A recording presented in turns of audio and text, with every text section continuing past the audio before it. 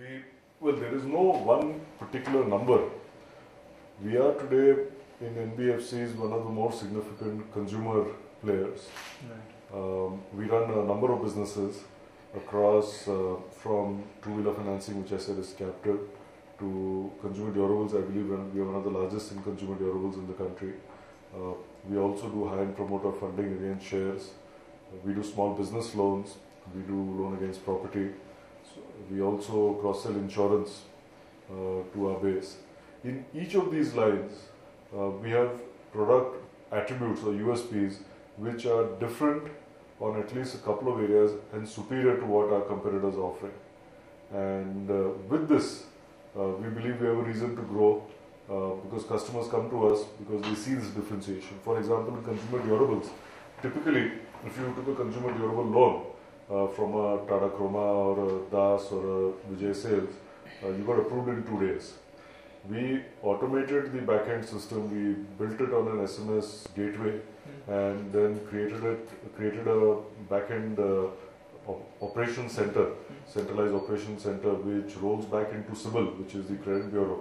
We did this 18 months back, and our approvals now on average are in 5 minutes. Okay.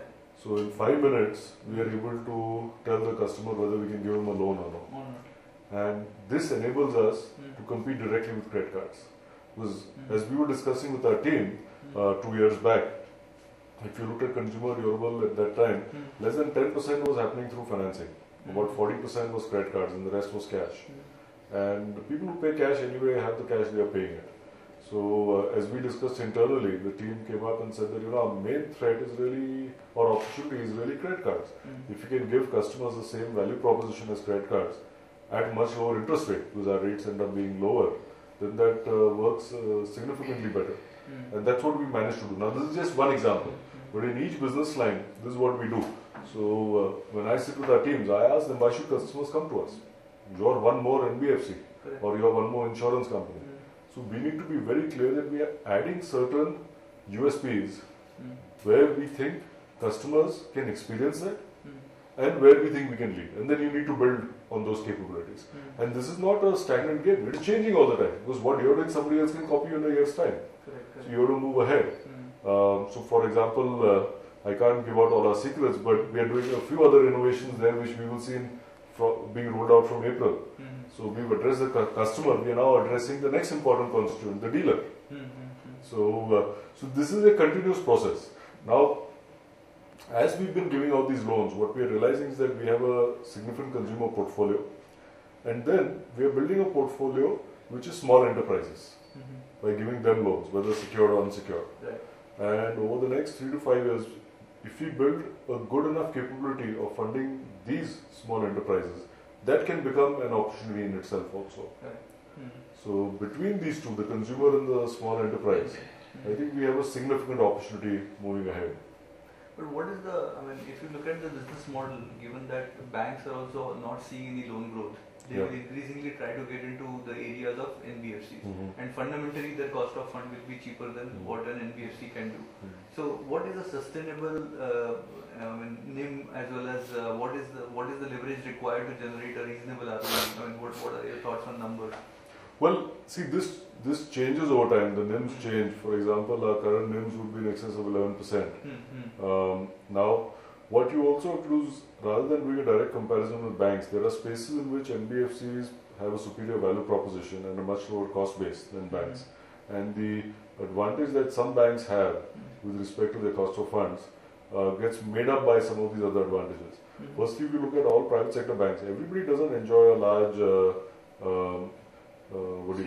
savings deposit base. Yet their obligations with respect to CRR, SLR and priority sector lending is the same.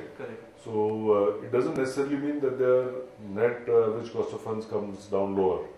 For the big people it does, but then the market is large enough. That's one thing. Secondly, the spaces that we have chosen are spaces where we see that if somebody is paying 100 bips more, 150 bips more, the service that we are offering for that 100, 150 bips doesn't matter. So for example, if you're doing a consumer durable loan or a two-wheeler loan, which is 20,000 rupees to 40, 50, 60,000 rupees, another 150 bips on that on his monthly EMI, he doesn't even feel it.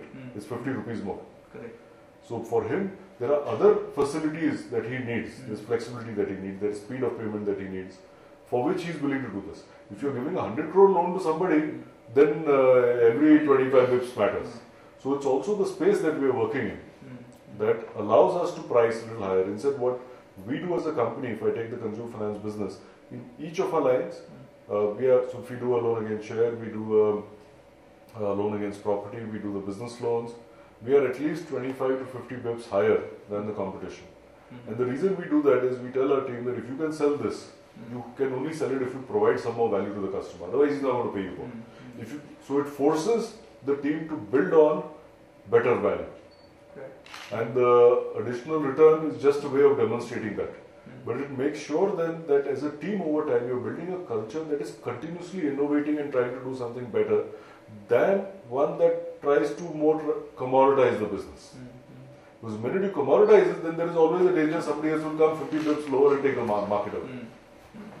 But in terms of ROE, how do we improve? I would expect in this business, our leverage is very low right now because we went and raised a lot of equity and then the slowdown came. So naturally our growth was also slower.